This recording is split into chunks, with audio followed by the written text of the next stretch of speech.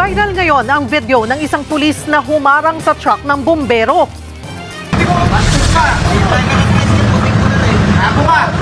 Ayusin mo!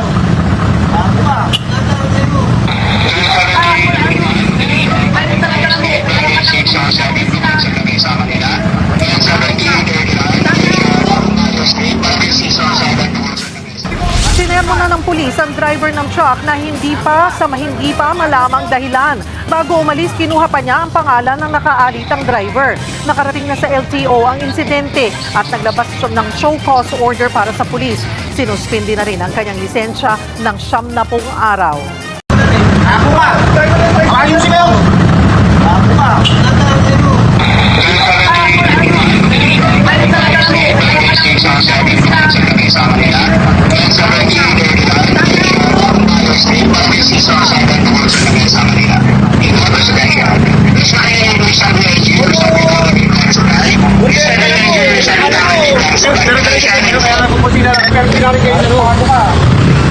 Darong ka ng kortesiya. Ika, matakbuhan mo ba ako? Pinabang mo ba ako dito? Kala mo. O, sabi ko sa'yo yun. O, di mo, kami. Ano ba, ano mo? Ayun mo, ayun. Ika.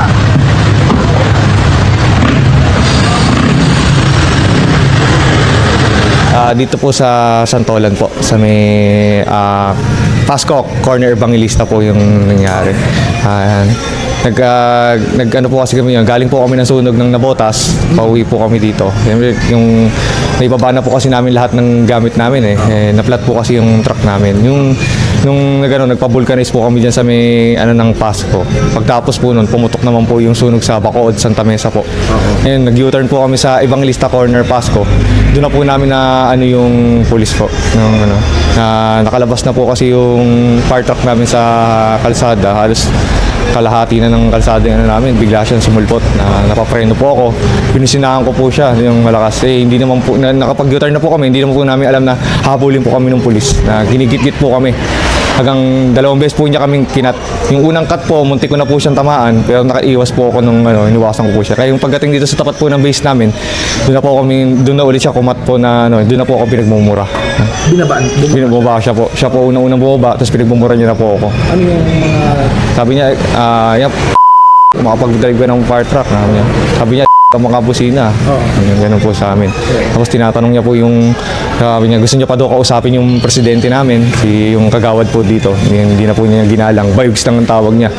Sir, siyempre natakot po ako kasi naka-uniforme po siya. Kaya po, ilag din po ako sa kanya. Kaya po yung mga ko po sa kanya, kalmado lang po ako. Sabi ko po sa kanya, sir, kayo po yung may mali. Sabi ko po sa kanya, hindi naman po ako yung may mali. Saan kaya sa tingin mo siya nagalit? Sa pagbusina daw po. Oo. Sabi niya? Sabi ko, kung makabusina ka, akala mo kung sino ka. Nagulat siya daw? Nagulat daw po siya nung nagbusina ako. Siyempre, fire truck po, laki po ng dala ko. 10-wheeler po yan. Binusinahan mo siya kasi? Yung bigla po kasi siyang lumusot. Nakatigil na po kasi yung sasakyan dito sa kanan Tapos yung sa kaliwa po. Malayo pa po siya. Kaya yung kung gano'n, dire-diretso po siya. Nakita mo na rin siya? Hindi ko po siya agad napansin. Nung pagganto na ako, saka ko lang siya napansin, nung malapit na. Pero yung mga sasakyan doon sa linya niya? Sa linya niya. Nakatigil na po. Pati po yung sa kanan, nakatigil na po. Siya po yung dire-diretso. Nag-give way na sa'yo? Kasi po mag-U-turn na po ako talaga. Tapos tinanong niya po yung pangalan ko.